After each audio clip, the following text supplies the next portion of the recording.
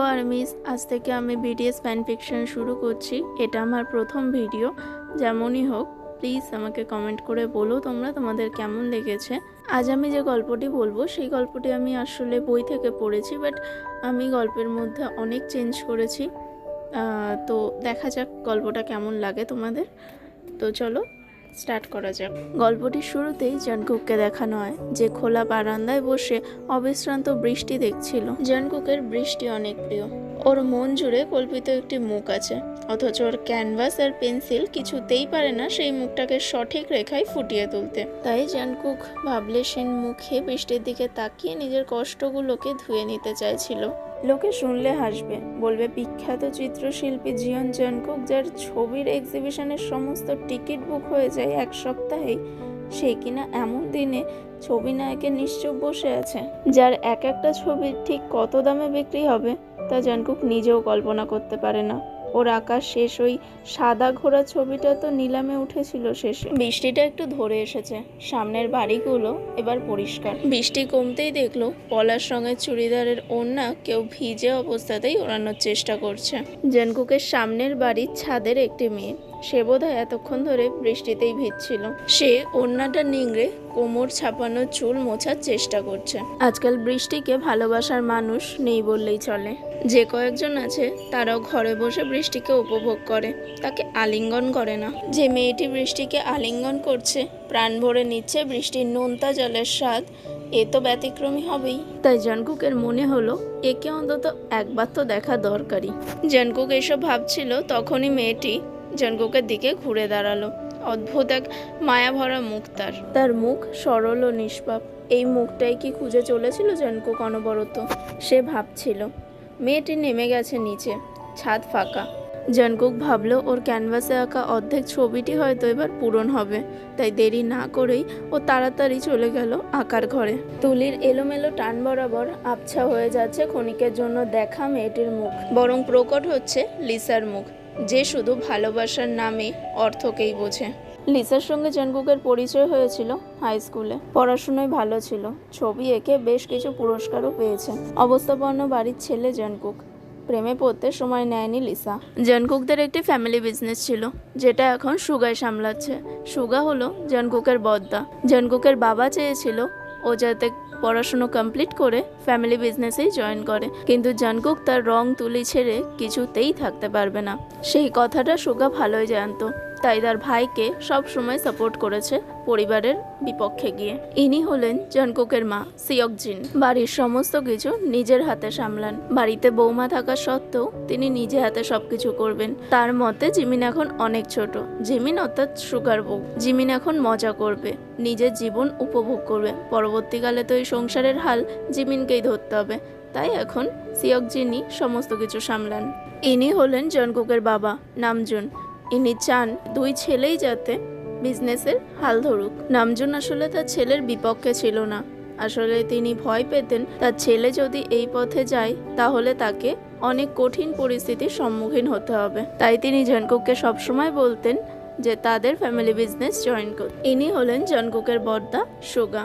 ইনি জানকুকের পেন্টিংয়ের কেরিয়ার এগিয়ে নিয়ে যাওয়ার জন্য সবসময় সাপোর্ট করেছে, তাকে মনে সাহস জুগিয়েছে সমস্ত কিছু থেকে লড়াই করার। আর ইনি হলেন পাক জিমিন, যে এই বাড়ির বড় বউ আর জানকুকের সবচেয়ে প্রিয় বৌদি ভাই আর বেস্ট ফ্রেন্ডও বটে। জানকুকের জীবনে ঘটে যাওয়া সমস্ত ঘটনা জিমিনকে না বললে জানকুকের পেটের ভাত হজম হয় না।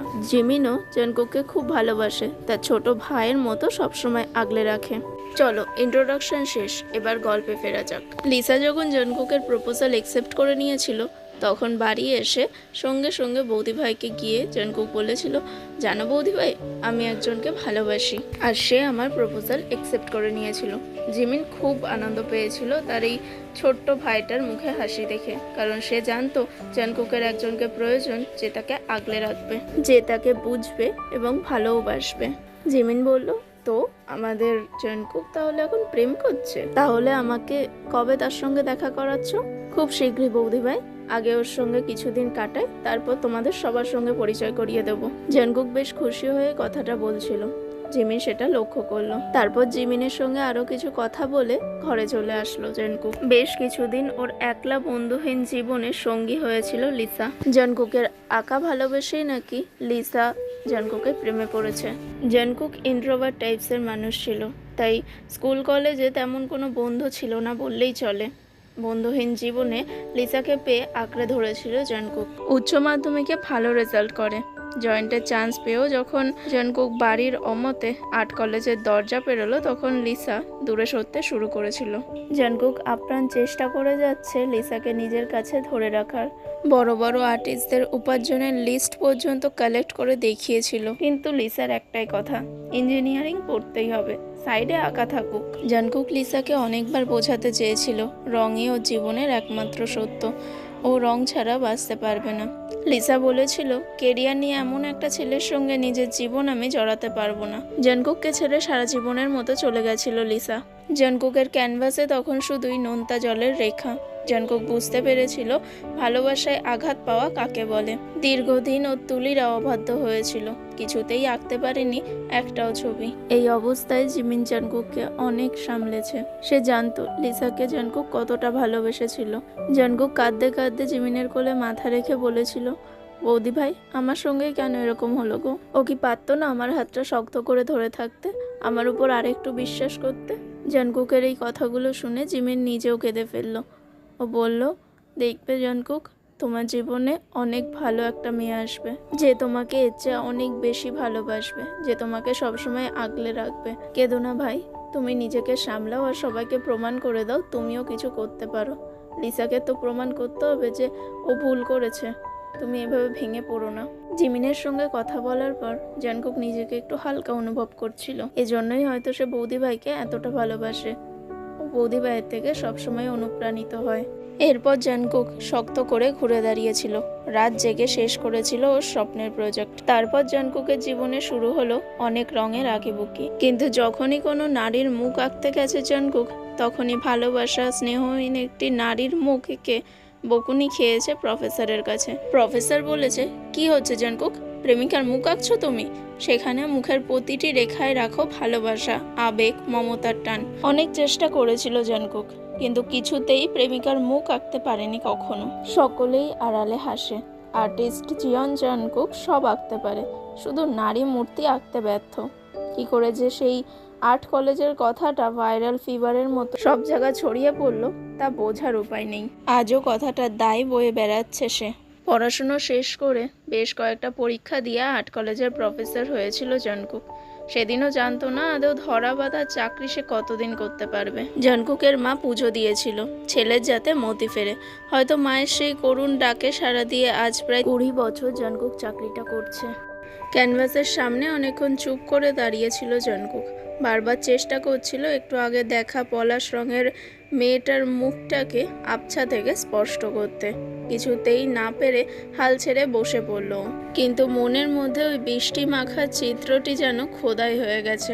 তারপর থেকে রেগুলার কলেজ থেকে ফিরে ব্যালকানির চেয়ারে বসে নির্দিষ্ট বাড়ির নির্দিষ্ট ছাদের দিকে তাকিয়ে বসে থাকতো, আর একবার দেখা পাওয়ার আশায়, তাহলে হয়তো ছবিটি কমপ্লিট হয়ে যাবে। জনকুক হঠাৎ চমকে উঠল, আজ মেয়েটি নীল কালারের চুড়িদার পরেছে। তারপর মেয়েটি বেশ কিছুক্ষণ জনকুকের দিকে তাকিয়ে থেকে চলে যায়। জনকুক মেয়েটার ব্যবহারে বেশ অবাকই হয়েছিল। সে ভেবেছিল হয়তো মেয়েটা তাকে খারাপ ভেবে চলে গেল। এসব ভাবছিল তখনই ফ্ল্যাটের কলিং বেলটা বেজে ওঠে। দরজা খুলতেই একটা ঝড়ো তীব্র বেগ আছড়ে পড়লো জনকুকের ওপর। রোজ বিকেলবেলা আমাদের ছাদের দিকে একদৃষ্টিতে তাকিয়ে থাকেন কেন আপনি? কি দেখেন? জীবনে কোনোদিনও তো আপনাকে হাসতে দেখলাম না, অথচ মেয়েদের দিকে তাকিয়ে থাকতে পারেন। জনকুকের চোখে একটা অপরাধীর ছায়া। জনকুক বলল, সরি ম্যাম, আমি কোনো খারাপ উদ্দেশ্য নিয়ে আপনার দিকে তাকাইনি, আমি একটা অসমাপ্ত ছবি। কথাটা শেষ না করতেই মেয়েটি খিলখিল করে হেসে বলল, আমাকে আপনি ম্যাম কেন বলছেন? আমি তো তেয়ং। ইস, একটা 30 বছরের লোক কিনা একটা 26 বছরের মেয়েকে ম্যাডাম বলছে। নিজেকে কিন্তু বড্ড বুড়ি মনে হচ্ছে। আচ্ছা, শুনলাম নাকি আপনি আর্ট কলেজের প্রফেসর, তা ছবি টবি আঁকতে পারেন নাকি সব কলেজের ছেলেদের দিয়ে আঁকান? মেয়েটার কথা বলার ভঙ্গিতেই বহুদিন পর অজান্তেই হেসে ফেলল জনকুক। তে এখনো বকবক করছে। তে বলল, আমি এখনো বেকার, তবে গানের টিউশন করি বেশ কয়েকটা। আর আমার বাবা মা সরকারি চাকরি খুঁজতে গিয়ে কেরানি থেকে পেয়ন খুঁজে চলেছে, যারা আমাকে দেখতে এসেই প্রথমে জিজ্ঞেস করে ঘরের কাজ করতে পারো। কেউ জিজ্ঞেস করে না আমি গানটা কেমন গাই। তে এবারে একটু শান্ত হয়ে জঙ্কুকের দিকে তাকিয়ে জিজ্ঞেস করে, আপনি আমাকে দেখেন কেন? আমি কি পাগলি? জঙ্কুক নিজের হাসিটাকে একটু কন্ট্রোল করে বলল, পাগলিটা মন্দ কি? তারপরে একটু উদাসীনভাবে বলল, দৈনন্দিন জীবনের হিসাব নিকেশ কষতে কষতে নিজের জীবনটাকে জটিল করে তুলো না অন্তত। তে বলল, আপনি ভারী সুন্দর কথা বলেন তো। জঙ্কুক ভালো কথা বলতে পারে, এই প্রথম কথাটা কেউ বলল। এতদিন শুনেছে ও নাকি ভীষণ আনরোম্যান্টিক, কথাটুকুও ঠিক করে বলতে পারে না। জঙ্কুকের ভাবনার মাঝেই তে জিজ্ঞেস করলো, আচ্ছা আপনার শিল্পসত্তার সঙ্গে যদি আপনার বাস্তব জীবনের বিরোধ বাঁধে তাহলে আপনি কাকে বেছে নেবেন? জঙ্কুক একটু না ভেবেই বলল, শিল্প জীবন। তে কোনো কারণ ছাড়াই জঙ্কুককে জড়িয়ে ধরে বলল, থ্যাংক ইউ স্যার, আমাকে বাঁচালেন। বলেই আর পিছন ফিরে না তাকিয়ে চুড়িদারের ওড়নাটা উড়িয়ে ফ্ল্যাটের দরজা খুলে পালিয়ে গেল। আজ এটুকুই, পরের পার্টের জন্য একটু অপেক্ষা করো। আর ভিডিওটা কেমন লেগেছে প্লিজ সবাই কমেন্টে জানিও। আর সব থেকে ইম্পর্ট্যান্ট কথা, এটা শুধুমাত্র একটা গল্পই, এর সঙ্গে বাস্তবের কোনো লিঙ্ক নেই। যদি ভালো লাগে তাহলে ভিডিওটা দেখো, আর যদি না ভালো লাগে তোমাদের জন্য ইউটিউবে অনেক ভিডিও আছে, ওগুলো দেখো। আজকের জন্য এটুকুই।